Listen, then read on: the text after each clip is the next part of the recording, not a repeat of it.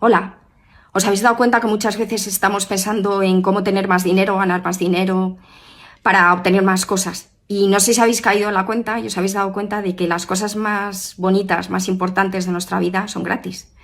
Entre ellos os puedo hablar del amor, con nuestra familia, con nuestros hijos, nuestra pareja, la amistad con nuestros amigos, el compartir, la naturaleza, irnos a dar un paseo por el campo, hacer deporte, salir a correr, hacer ejercicio, el sexo también.